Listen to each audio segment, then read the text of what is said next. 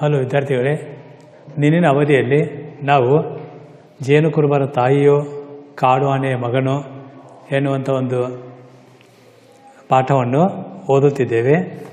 ಅಲ್ಲಿ ಪ್ರಸ್ತುತ ಪಾಠದಲ್ಲಿ ನಾವು ಆ ಜೇನುಕುರುಬರ ಹೆಣ್ಣು ಮಗಳು ಆನೆಯ ಮಗುವನ್ನು ಯಾವ ರೀತಿ ಸಾಕಿ ಸಲಹೆ ರಕ್ಷಣೆ ಮಾಡುತ್ತಿದ್ದಾರೆ ಎಂಬುದನ್ನು ತಿಳಿದುಕೊಂಡಿದ್ದೇವೆ. ಈಗ ಅದರ ಮುಂದಿನ ಭಾಗವನ್ನು ತಿಳಿದುಕೊಳ್ಳೋಣ. ಗೀತಾ, ನಿನ್ನ ಯಜಮಾನ ಗಂಡಸು ಎಲ್ಲಿ?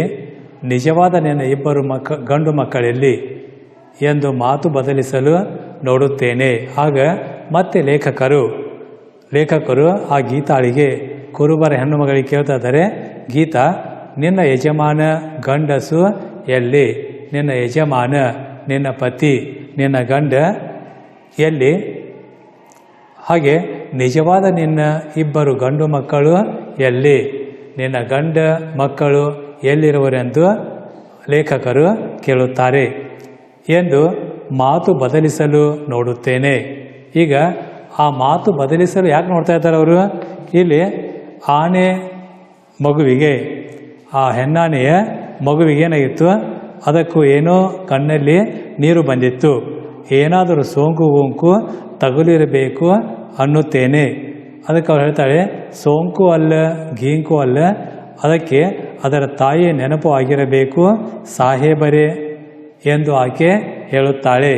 ಆ ಆನೆಯ ಮರಿಯ ಕಣ್ಣಲ್ಲಿ ನೀರು ಬರುತ್ತಿರುವಾಗ ಅಲ್ಲಿ ಸಾಹೇಬ ಏನು ಹೇಳ್ತಾನೆ, ಅದಕ್ಕೇನಾದರೂ ಕಣ್ಣಲ್ಲಿ ಹೋಗಿರಬಹುದು, ಏನಾದರೂ ತಗುಲಿರಬೇಕು ಎಂದಾಗ ಈಗ ಹೇಳ್ತಾಳೆ, ಸೋಂಕು ಇಲ್ಲ, ಗೀಂಕು ಅಲ್ಲ, ಅದಕ್ಕೆ ಅದರ ತಾಯಿಯ ನೆನಪು ಆಗಿರಬೇಕು ಸಾಹೇಬರೇ ಎಂದು ಹೇಳುತ್ತಾಳೆ. ಆಗ ಆ ಮಾತನ್ನು ಬದಲಿಸಲು ಇಲ್ಲಿ ಸಾಹೇಬರು ಹೇಳ್ತಿದ್ದಾರೆ, ಗೀತಾ, ನಿನ್ನ ಗಂಡ ಮತ್ತು ಮಕ್ಕಳು ಎಲ್ಲಿದ್ದಾರೆ? ಗಂಡ ಸೌದೆ ತರಲು ಕಾಡಿಗೆ ಹೋದ ಅನ್ನುತ್ತಾಳೆ. ಗಂಡ ಸೌದೆ ಕಟ್ಟಿಗೆಯನ್ನು ತರಲಿಕ್ಕೆ ಕಾಡಿಗೆ ಹೋಗಿದ್ದಾನೆ. ಇನ್ನು ಗಂಡು ಮಕ್ಕಳು ಇಬ್ಬರು ಸರ್ಕಾರಿ ಹಾಸ್ಟೆಲಲ್ಲಿ ಓದುತ್ತಿರುವವರು, ಈಗ ರಜೆಯಲ್ಲಿ ಹಾಡಿಗೆ ಬಂದಿದ್ದಾರೆ. ಇನ್ನು ಆಕೆ ಎರಡು ಗಂಡು ಮಕ್ಕಳು ಸರ್ಕಾರಿ ಹಾಸ್ಟೆಲ್ನಲ್ಲಿ, ಸರ್ಕಾರಿ ವಸತಿ ನಿಲಯದಲ್ಲಿ ಅಧ್ಯಯನ ಮಾಡುತ್ತಿರುವವರು. ಈಗ ಸದ್ಯವರು ರಜೆಯಲ್ಲಿ ಹಾಡಿಗೆ ಬಂದಿದ್ದಾರೆ. ಹಾಡಿ ಅಂದರೆ ಏನು? ಊರಿಗೆ ಅಥವಾ ಹಳ್ಳಿಗೆ ಅಥವಾ ಗ್ರಾಮಕ್ಕೆ ಬಂದಿದ್ದಾರೆ. ಹಾಡಿ ಅಂದರೆ ಏನು? ಗ್ರಾಮ ಅಥವಾ ಹಳ್ಳಿ. ಈಗ ರಜೆಯಲ್ಲಿ ಅವರು ಊರಿಗೆ ಬಂದಿದ್ದಾರೆ, ಹಳ್ಳಿಗೆ ಬಂದಿದ್ದಾರೆ. ಒಬ್ಬ ಕಾಡಿನೊಳಗಿನ ಕೆರೆಯಲ್ಲಿ ಮೀಯಲು ಹೋಗಿದ್ದಾನೆ. ಅದರಲ್ಲಿ ಒಬ್ಬ ಮಗು ಆ ಕಾಡಿನಲ್ಲಿರುವಂಥ ಕೆರೆಯಲ್ಲಿ ಮೀಯಲು ಹೋಗಿದ್ದಾನೆ. ಮೀಯು ಅದೇನಪ್ಪ? ಸ್ನಾನ ಮಾಡು. ಮೀಯುವುದು ಸ್ನಾನ ಮಾಡುವುದು ಅಥವಾ ಜಳಕ ಮಾಡುವುದು. ಹೀಗೆ ಕಾಡಿನಲ್ಲಿರುವಂಥ ಕೆರೆಯಲ್ಲಿ ಸ್ನಾನ ಮಾಡಲಿಕ್ಕೆ ಒಬ್ಬ ಹೋಗಿದ್ದಾನೆ. ಇನ್ನೊಬ್ಬ ಆತ ಮೊಬೈಲಿನ ಬ್ಯಾಟ್ರಿ ಚಾರ್ಜ್ ಮಾಡಿಸಿಕೊಂಡು ಬರಲು ಕರೆಂಟ್ ಇರುವ ಸಾಹುಕಾರರೊಬ್ಬರ ಅಂಗಡಿಗೆ ಹೋಗಿದ್ದಾನೆ. ಮತ್ತೊಬ್ಬ ಮಗ ಎಲ್ಲಿ ಹೋಗಿದ್ದಾನೆ? ಮೊಬೈಲ್ ಬ್ಯಾಟರಿ ರೀಚಾರ್ಜ್ ಮಾಡಿಕೊಂಡು ಬರಲು ಕರೆಂಟ್ ಇರುವ ಸಾಹುಕಾರರೊಬ್ಬರ ಅಂಗಡಿಗೆ ಹೋಗಿದ್ದಾನೆ. ಒಂದು ಸಲ ಬ್ಯಾಟರಿ ಚಾರ್ಜ್ ಮಾಡಿಸಲು 5 ರೂಪಾಯಿಯಂತೆ. ನೋಡಿ, ಆ ಹಳ್ಳಿಯಲ್ಲಿ ಮೊಬೈಲ್ ಬ್ಯಾಟರಿ ಒಂದು ಸಲ ರಿಚಾರ್ಜ್ ಮಾಡಿಸಲು ಎಷ್ಟು ಚಾರ್ಜ್ ತಗೋತಿದ್ರು? 5 ರೂಪಾಯಿಗಳನ್ನು ತೆಗೆದುಕೊಳ್ಳುತ್ತಿದ್ದರಂತೆ. ಆ ಮಗ ಮೊಬೈಲಲ್ಲಿ ಆಡಿ ಅರ್ಧ ದಿನದಲ್ಲೇ ಮತ್ತೆ ಚಾರ್ಜು ಮಾಡಲು ಹೋಗುತ್ತಾನಂತೆ. ಈಗ ಸಾಮಾನ್ಯವಾಗಿ ಮಕ್ಕಳು ಏನು ಮಾಡ್ತಾ ಇದ್ದಾರೆ? ಮಕ್ಕಳ ಕೈಯಲ್ಲಿ ಮೊಬೈಲ್ ಸಿಕ್ಕರೆ ಸಾಕು, ಅಲ್ಲಿ ಆಡಿ ಅದನ್ನು ಬೇಗನೆ ಖಾಲಿ ಮಾಡಿಬಿಡುತ್ತಾರೆ. ಹೀಗೆ ಆಕೆಯ ಮಗನೂ ಕೂಡ ಮೊಬೈಲಲ್ಲಿ ಆಡಿ ಅರ್ಧ ದಿನದಲ್ಲೇ ಮತ್ತೆ ಚಾರ್ಜ್ ಮಾಡಲು ಹೋಗುತ್ತಾನಂತೆ. ಅಂದರೆ ಏನು? ಒಮ್ಮೆ ಚಾರ್ಜ್ ಮಾಡಲು ಹೋದಾಗ 5 ರೂಪಾಯಿಗಳನ್ನು ಕೊಡಬೇಕಾಗಿತ್ತಂತೆ. ಹಾಳಾದ ಮಕ್ಕಳು ಎಂದು ಅವರಿಗೂ ಪ್ರೀತಿಯಲ್ಲೇ ಬೈಯುತ್ತಾಳೆ. ಹಾಳಾದ ಮಕ್ಕಳು ಎಂದು ತನ್ನ ಇಬ್ಬರು ಮಕ್ಕಳಿಗೂ ಕೂಡ ಪ್ರೀತಿಯಿಂದ ಆಕೆ ಬೈಯುತ್ತಾಳಂತೆ. ಆಕೆಯ ಗಂಡನು ಆನೆಯ ಮಾವುತನೇ. ಆಕೆಯ ಗಂಡನು ಕೂಡ ಏನಾಗಿದ್ದ? ಆನೆಯ ಮಾವುತನೇ ಆಗಿದ್ದ. ಮಾವುತ ಅಂದ್ರೇನು? ಆನೆಯನ್ನು ಪಳಗಿಸುವವ, ಆನೆಯನ್ನು ನಡೆಸುವವ, ಅವನಿಗೆ ಅಂತಾರೆ ಮಾವುತ. ಹೀಗೆ ಆ ಗೀತಾಳ ಗಂಡನು ಕೂಡ ಆನೆಯ ಮಾವುತನೇ ಆಗಿದ್ದ. ಇವರಿಬ್ಬರು ಸಾಕುತ್ತಿದ್ದ ಮೊದಲ ಆನೆ ರಾಜೇಂದ್ರ. ಅವರಿಬ್ಬರು ಸಾಕುತ್ತಿದ್ದಂಥ ಮೊದಲ ಆನೆಯ ಹೆಸರು ರಾಜೇಂದ್ರ.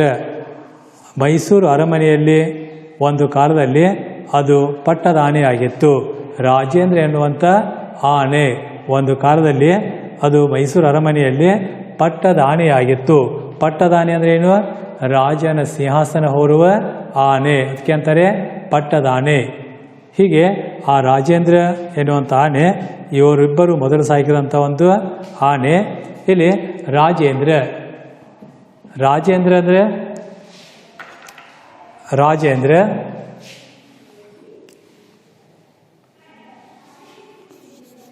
ರಾಜೇಂದ್ರ ಇದನ್ನು ಬಿಡಿಸ್ಬೇಕಿದಾಗ ರಾಜ್ಯ ಅಧಿಕ ಇಂದ್ರ ಏನಾಯಿತು? ರಾಜೇಂದ್ರ.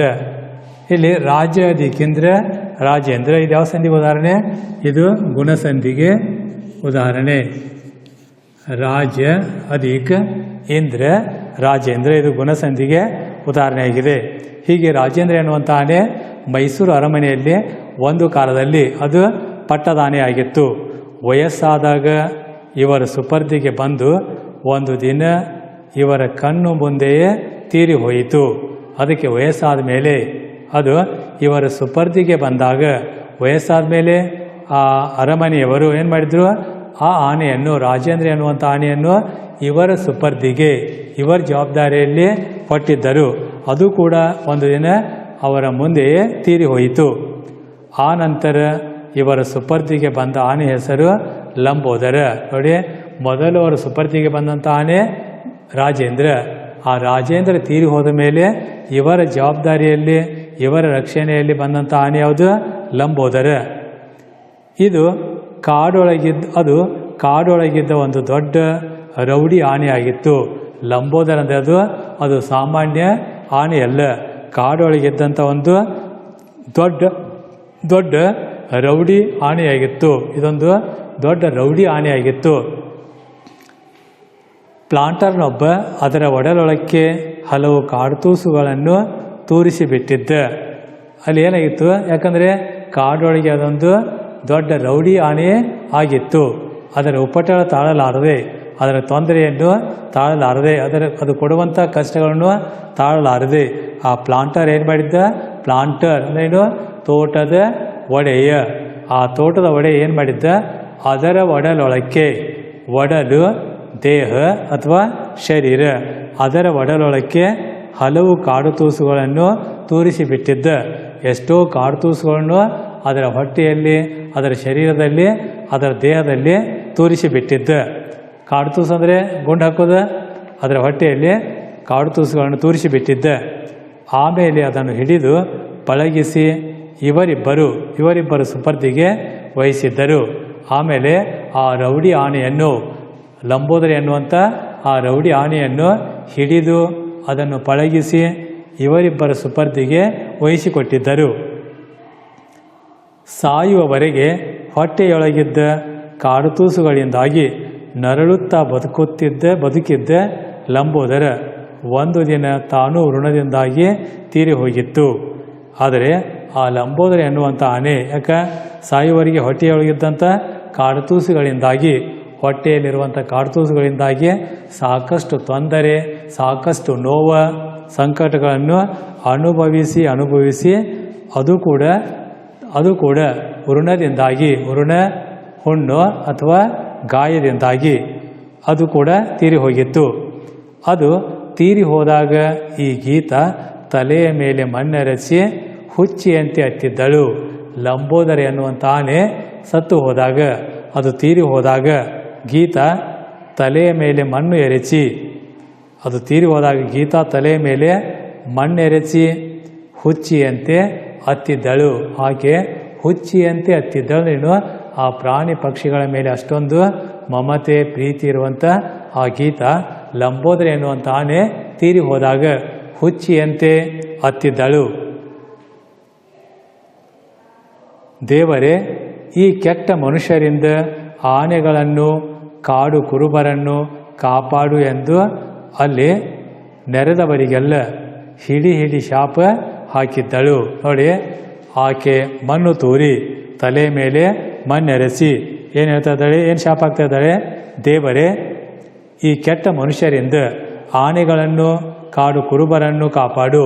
ಕೆಟ್ಟ ದುಷ್ಟ ಮನುಷ್ಯರಿಂದ ಆನೆಗಳನ್ನು ಹಾಗೂ ಕಾಡಿನಲ್ಲಿರುವಂಥ ಈ ಕುರುಬರನ್ನು ಕಾಪಾಡು ಎಂದು ಅಲ್ಲಿ ನೆರೆದವರಿಗೆಲ್ಲ, ಅಲ್ಲಿ ಸೇರಿದವರಿಗೆಲ್ಲ ಹಿಡಿ ಹಿಡಿ ಶಾಪ ಹಾಕಿದಳು. ನೀವು ಚೆನ್ನಾಗಿ ನೋಡಿಕೊಂಡಿಲ್ಲ, ಅದಕ್ಕಾಗಿ ಲಂಬೋದರ ಸತ್ತು ಹೋದ ಅಂತ ಯಾರೋ ಬೈದಿದ್ದಾರಂತೆ. ಮೇಲಾಗಿ ಅಲ್ಲಿರುವಂಥ ಜನರಲ್ಲಿ ಯಾರೋ ಒಬ್ಬರು ಏನಂದಿದ್ರು ಅವರಿಗೆ, ನೀವು ಚೆನ್ನಾಗಿ ನೋಡಿಕೊಂಡಿಲ್ಲ, ಈ ಆನೆಗಳನ್ನು ಲಂಬೋದರ ಆಗಲಿ ರಾಜೇಂದ್ರ ಆಗಲಿ ಈ ಆನೆಗಳು ನೀವು ಸರಿಯಾಗಿ ನೋಡಿಕೊಂಡಿಲ್ಲ, ಆದ್ದರಿಂದಲೇ ಅವು ಸತ್ತು ಹೋದವು ಎಂದು ಯಾರೋ ಒಬ್ಬರವರಿಗೆ ಬೈದಿದ್ದಾರಂತೆ. ಅದಕ್ಕಾಗಿ ಅವಳಿಗೆ ಆವತ್ತು ದುಃಖ ಇನ್ನೂ ಉಮ್ಮಳಿಸಿತ್ತು. ಆ ಒಂದು ಮಾತಿನಿಂದ, ಇಂಥ ಮಾತುಗಳಿಂದ ಆವತ್ತು ಅವಳಿಗೆ ದುಃಖ ಮತ್ತಷ್ಟು ಉಮ್ಮಳಿಸಿತ್ತು. ಉಮ್ಮಳಿಸು ಅಂದ್ರೇನು? ಹೆಚ್ಚಾಗು, ಅಧಿಕವಾಗು. ಜನ ಆ ರೀತಿ ಮಾತನಾಡುವಾಗ ಆಕೆ ದುಃಖ ಮತ್ತಷ್ಟು ಅಧಿಕವಾಯಿತು, ಮತ್ತಷ್ಟು ಹೆಚ್ಚಾಯಿತು. ಮೊನ್ನೆ ಇದನ್ನೆಲ್ಲ ಹೇಳುವಾಗ ಅವಳಿಗೆ ಇನ್ನೊಮ್ಮೆ ದುಃಖ ಉಮ್ಮಳಿಸಿ ಬಂದು ಎಲ್ಲರಿಗೂ ಇನ್ನೊಮ್ಮೆ ಶಾಪ ಹಾಕಿದಳು. ಮೊನ್ನೆ ತಾನೇ ಏನಾಗಿತ್ತು, ಇದನ್ನೆಲ್ಲ ಹೇಳುವಾಗ ಮತ್ತೆ ಇದನ್ನೆಲ್ಲ ಮತ್ತೊಬ್ಬರಿಗೆ ಹೇಳುವಾಗ ಅವಳಿಗೆ ಮತ್ತೊಮ್ಮೆ ದುಃಖ ಉಮ್ಮಳಿಸಿ ಬಂದು ಎಲ್ಲರಿಗೂ ಇನ್ನೊಮ್ಮೆ ಶಾಪ ಹಾಕಿದಳು. ತನ್ನ ತುರುಬನ್ನು ಎಳೆಯಲು ಬಂದ ಶಿವನ ಸೊಂಡಿಲಿಗೆ ಮುತ್ತಿಟ್ಟಳು. ತನ್ನ ತುರುಬನ್ನು ಹಿಡಿಯಲು ಬಂದಂತ ಆ ಶಿವನಿಗೆ ಮುತ್ತಿಟ್ಟಳು. ಎನ್ನ ಜೀವ ಹೋದರೂ ಸರಿಯೇ ಈ ಶಿವನನ್ನು ಬೆಳೆಸಿ ದೊಡ್ಡ ಪಟ್ಟದಾನೆ ಮಾಡಿಯೇ ತಾನು ಜೀವ ಬಿಡುವುದು ಎಂದು ಕಣ್ಣೀರು ಹಾಕಿ ಪ್ರೀತಿಯಿಂದ ನಕ್ಕಳು. ನೋಡಿ, ಅಲ್ಲಿ ಏನು ಪಣ ತೊಡ್ತಾ ಇದ್ದಾಳೆ, ಏನಂದು ಪ್ರತಿಜ್ಞೆ ಮಾಡ್ತಾ ಇದ್ದಾಳೆ ನೋಡಿ. ಆ ಶಿವನ ಸೊಂಡಿಲಿಗೆ ಮುತ್ತಿಟ್ಟು ನೋಡಿ, ಎನ್ನ ಜೀವ ಹೋದರೂ ಸರಿಯೇ, ನನ್ನ ಜೀವ ಹೋದರೂ ಸರಿ ಪರವಾಗಿಲ್ಲ, ಈ ಶಿವನನ್ನು ಬೆಳೆಸಿ ದೊಡ್ಡವನನ್ನಾಗಿ ಮಾಡಿ ಈತನನ್ನು ಪಟ್ಟದಾನಿಯನ್ನಾಗಿ ಮಾಡಿಯೇ ಜೀವ ಬಿಡುತ್ತೇನೆ ಎಂದು ಪ್ರತಿಜ್ಞೆ ಮಾಡಿ ಕಣ್ಣೀರು ಹಾಕಿ ಪ್ರೀತಿಯಿಂದ ನಕ್ಕಳು. ಆಮೇಲೆ ನನಗೊಂದು ಗುಟ್ಟು ಹೇಳಿದಳು. ಆಮೇಲೆ ಇಲ್ಲಿ ಸಾಹೇಬರಿಗೆ ಇಲ್ಲಿ ಒಂದು ಗುಟ್ಟನ್ನು ಹೇಳ್ತಾ ಇದ್ದಾಳೆ. ಆ ಗುಟ್ಟು ಏನದು? ಅದು ಈ ಶಿವನಿಗಾಗಿ ಅವಳು ಜೇನು ಕುರುಬರ ದೇವರು ಅಮ್ಮಾಳಮ್ಮನ ಬಳಿ ಹರಿಕೆ ಹಾಕಿಕೊಂಡಿರುವ ಗುಟ್ಟು. ನೋಡಿ, ಸಾಹೇಬರ ಬಳಿ ಹೇಳುವಂಥ ಗುಟ್ಟು.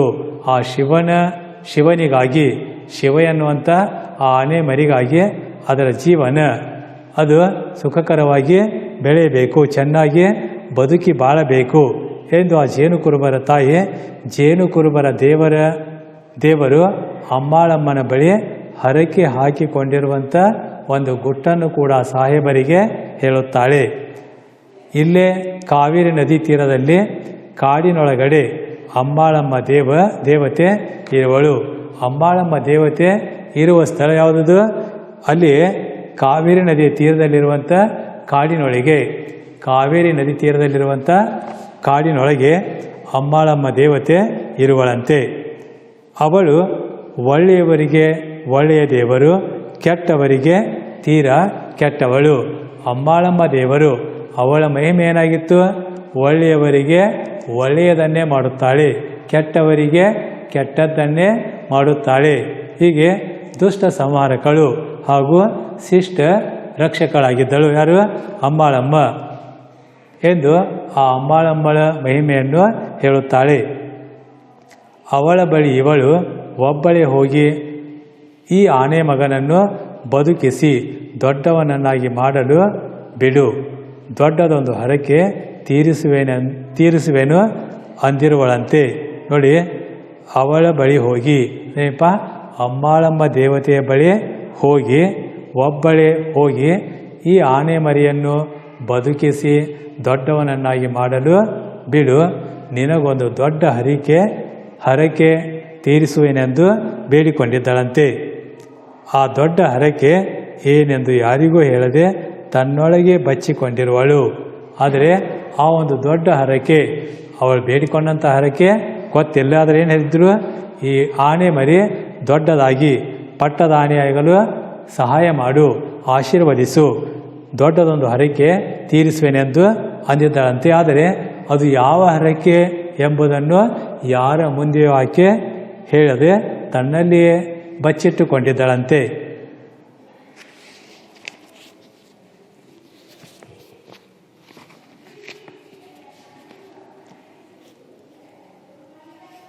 ಆಗ ಸಾಹೇಬ, ಹೇಳಬೇಡ, ಪರವಾಗಿಲ್ಲ, ನಿನ್ನ ಗುಟ್ಟನ್ನು ಹೇಳಬೇಡ, ನೀನು ಹಾಕಿಕೊಂಡಿರುವಂಥ, ನೀನು ಇಟ್ಟಿರುವಂಥ ಹರಕೆಯನ್ನು ಹೇಳಬೇಡ, ಪರವಾಗಿಲ್ಲ, ಶಿವ ಬದುಕಿ ದೊಡ್ಡವನಾದರೆ ಹರಕೆ ತೀರಿಸುವಾಗ ನಾನು ಬರುವೆ ಎಂದು ಹೇಳಿ ಬಂದಿರುವೆ.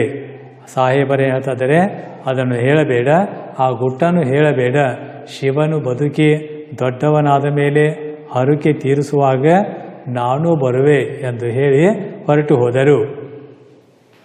ಬರುವ ಮೊದಲು ಇನ್ನೊಂದು ಗುಟ್ಟನ್ನು ಹೇಳಿದಳು. ಇವರು ಬರೋಕ್ಕಿಂತ ಮೊದಲು ಮತ್ತೊಂದು ಗುಟ್ಟನ್ನು ಹೇಳಿದಳು. ಅದು ಏನೆಂದರೆ, ಅವಳು ಈ ಆನೆ ಮಗನು ಇಬ್ಬರಿ ಇರುವಾಗ ಅವಳು ಅವನನ್ನು ಕರೆಯುವ ಹೆಸರು ಶಿವ ಅಲ್ಲವಂತೆ. ನೋಡಿ, ಆ ಇನ್ನೊಂದು ಗುಟ್ಟು ಅದೇನೆಂದರೆ, ಅವಳು ಈ ಆನೆ ಮಗನು ಒಬ್ಬರೇ ಇರುವಾಗ, ಅವಳು ಮತ್ತು ಆನೆ ಮಗನು ಒಬ್ಬಂಟಿಗರಿರುವಾಗ, ಇಬ್ಬರೇ ಇರುವಾಗ ಅವಳು ಅವನನ್ನು ಕರೆಯುವ ಹೆಸರು ಶಿವ ಅಲ್ಲವಂತೆ. ಶಿವ ಎಂದು ಅವಳು ಕರೆಯುತ್ತಿರಲಿ. ಯಾವಾಗ ಅವರಿಬ್ಬರೇ ಇರ್ತಾರೆ, ಆನೆಯ ಮರಿ ಮತ್ತು ಆ ಗೀತಾ ಇಬ್ಬರೇ ಇರ್ತಾರೆ, ಆಗ ಕರೆಯುವ ಹೆಸರು ಶಿವ ಅಲ್ಲವಂತೆ. ಶಿವ ಅಂತ ಹೆಸರು ಇಟ್ಟಿರುವುದು ಫಾರೆಸ್ಟಿನ ರೇಂಜರ್ ಸಾಹೇಬರು. ಆ ಆನೆ ಮರಿಗೆ ಶಿವ ಎಂದು ಹೆಸರಿಟ್ಟವರು ಯಾರು? ಫಾರೆಸ್ಟಿನ ರೇಂಜರ್ ಸಾಹೇಬರು. ಫಾರೆಸ್ಟಿನ ರೇಂಜರ್ ಸಾಹೇಬರು ಆ ಆನೆಯ ಮರಿಗೆ ಶಿವ ಎಂದು ಹೆಸರಿಟ್ಟಿದ್ದಾರಂತೆ. ಆದರೆ ಅಮ್ಮಾಳಮ್ಮ ದೇವರು ಬೇರೆ ಒಂದು ಹೆಸರಿನಿಂದ ಕರೆಯಲು ಹೇಳಿರುವಳು. ಆದರೆ ಆ ದೇವತೆ, ಅವರ ದೇವತೆ ಅಮ್ಮಾಳಮ್ಮ, ಆ ಆನೆ ಮರಿಗೆ ಬೇರೊಂದು ಹೆಸರಿನಿಂದ ಕರೆಯಲು ಹೇಳಿರುವರಂತೆ. ಅದು ನನಗೂ ಮತ್ತು ಇವನಿಗೂ ಮಾತ್ರ ಗೊತ್ತು. ಆ ಹೆಸರು ನನಗೆ ಮತ್ತು ಆ ಆನೆಗೆ ಮಾತ್ರ ಗೊತ್ತು, ಬೇರೆ ಯಾರಿಗೂ ಹೇಳಕೂಡದು ಅಂದಳು. ಅದನ್ನು ಬೇರೆ ಯಾರಿಗೂ ನಾನು ಹೇಳುವುದಿಲ್ಲ ಎಂದಳು. ಆಯಿತು ತಾಯಿ, ಯಾರಿಗೂ ಗೊತ್ತಾಗಬಾರದು. ನಿನ್ನ ಮಗ, ಆನೆ ಮಗ ಬದುಕಿ ದೊಡ್ಡ ಪಟ್ಟದ ಆನೆಯಾದರೆ ಸಾಕು ಎಂದು ಹೇಳಿ ಬಂದಿರುವೆ. ಆಯಿತು ತಾಯಿ, ಆ ಹೆಸರು ಗೊತ್ತಾಗುವುದು ಬೇಡ. ನಿನ್ನ ಆನೆ ಮಗ ಬದುಕಿ ದೊಡ್ಡವನಾಗಿ ಪಟ್ಟದ ಆನೆಯಾದರೆ ಸಾಕು ಎಂದು ಹೇಳಿ ಅಲ್ಲಿಂದ ಆ ಸಾಹೇಬರು ಹೊರಟು ಹೋದರು. ಹೀಗೆ ಆ ಜೇನು ಕುರುಬರ ತಾಯಿ ಆ ಪ್ರಾಣಿಯನ್ನು, ಆ ಆನೆಯ ಮರಿಯನ್ನು ತನ್ನ ಮಕ್ಕಳಿಗಿಂತ ಹೆಚ್ಚಾಗಿ ಪ್ರೀತಿ ಮಮತೆಯಿಂದ ಸಾಕುತ್ತಿದ್ದಳು. ಅದನ್ನು ಕಣ್ಣಲ್ಲಿ ಕಣ್ಣಿಟ್ಟು ಆಕೆ ಸಾಕಿ ಸಲಹುತ್ತಿದ್ದಳು. ಅವುಗಳಿಗೇನಾದರೂ ಆದರೆ ಆಕೆಯ ಎದೆ, ಆಕೆಯ ಕರುಳು ಝಲ್ ಎನ್ನುತ್ತಿತ್ತು.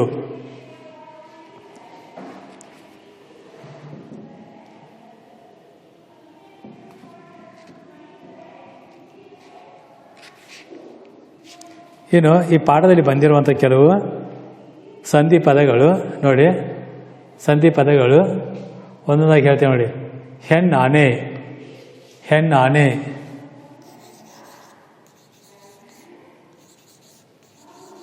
ಹೆಣ್ಣಾನೆ, ಹೆಣ್ಣು ಅಧಿಕ ಆನೆ, ಹೆಣ್ಣು ಅಧಿಕ ಆನೆ, ಹೆಣ್ಣಾನೆ. ಇದು ಯಾವ ಸಂಧಿ? ಇದು ಲೋಪಸಂಧಿ. ಲೋಪಸಂಧಿ. ಆಮೇಲೆ ಇನ್ನೊಂದು ಗುಂಡೇಟು, ಗುಂಡೇಟು.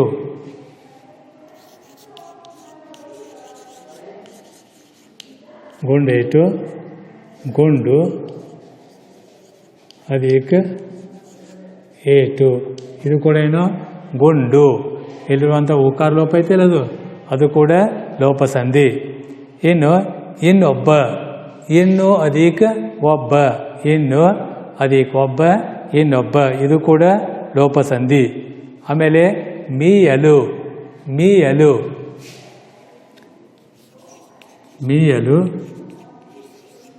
ಮೀ ಅಧಿಕ ಅಲು, ಮೀಯಲು, ಇದೇನ ಯಕಾರಾಗಮ ಸಂಧಿ. ಇದು ಆಗಮ ಸಂಧಿ. ಮೀ ಅಧಿಕ ಅಲು ಮೀಯಲು ಯಕಾರಾಗಮ ಸಂಧಿ. ಏನು ರಾಜೇಂದ್ರ, ರಾಜ ಅಧಿಕೇಂದ್ರ ರಾಜೇಂದ್ರ, ಅದು ಗುಣಸಂಧಿ.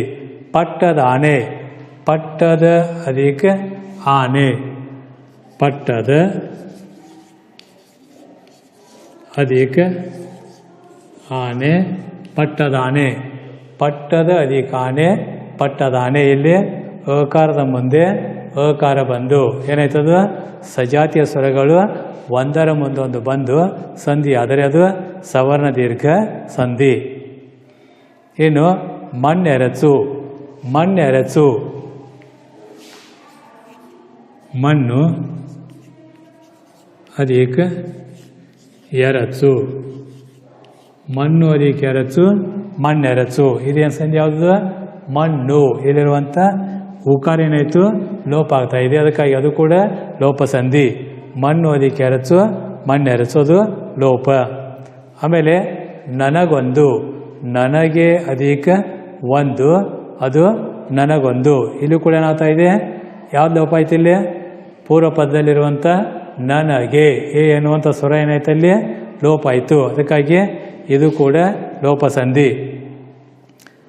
ಇನ್ನು ತತ್ಸಮ ತದ್ಭವ ಪದಗಳು ನೋಡಿ, ಶುಚಿ, ಸ್ವಚ್ಛ, ಆಮೇಲೆ ಮನುಷ್ಯ, ಮನುಷ್ಯ, ಮನುಷ್ಯ, ಮಾನವ, ಸ್ನಾನ, ಸ್ನಾನ ಜಳಕ, ಆಮೇಲೆ ಸೌದೆ, ಕಟ್ಟಿಗೆ ಆಯಿತು. ಆಮೇಲೆ ಕೆಳಗಿರುವಂಥ ದ್ವಿರುಕ್ತಿ ಹಾಗೂ ಜೋಡು ನುಡಿಗಳನ್ನು ವಿಂಗಡಿಸಿ ಬರೆಯಿರಿ. ಉಂಡು ಉಂಡು, ಉಂಡು ಉಂಡು ಇದೇನದ, ಇದು ದ್ವಿರುಕ್ತಿ. ಸೋಂಕು ಗೀಂಕು, ಸೋಂಕು ಗೀಂಕು ಅದು ಏನಿದು ಜೋಡು ನುಡಿ. ಸೋಂಕು ಗೀಂಕು ಇದೇನಿದು ಜೋಡು ನುಡಿ. ಇಲ್ಲಿ ನೋಡಿ ದ್ವಿರುಕ್ತಿ ಉಂಡು ಉಂಡು, ಒಂದು ಪದವನ್ನು ಎರಡು ಸಲ ಉಚ್ಚರಿಸೋದೇನದು ದ್ವಿರುಕ್ತಿ, ಅದಕ್ಕೆ ಉಂಡು ಉಂಡು ದ್ವಿರುಕ್ತಿ. ಹಾಗೆ ಹಿಡಿ ಹಿಡಿ, ಹಿಡಿ ಹಿಡಿ ಇದು ಕೂಡ ದ್ವಿರುಕ್ತಿ. ಆಡಿ ಆಡಿ ಇದು ಕೂಡ ದ್ವಿರುಕ್ತಿ. ಇಲ್ಲಿ ಕೇವಲ ಸೋಂಕು ಗೀಂಕು ಎನ್ನುವಂಥ ಪದ ಮಾತ್ರ ಏನು, ಅದು ಇದು ಜೋಡು ನುಡಿ.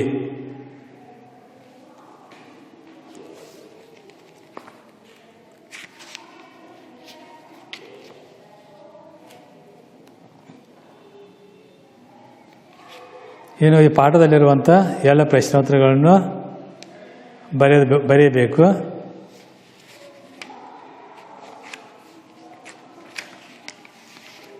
ತಮ್ಮ ತಮ್ಮ ಫೇಸ್ಬುಕ್ಗಳಲ್ಲಿ ಬರೆದಿಡಬೇಕು.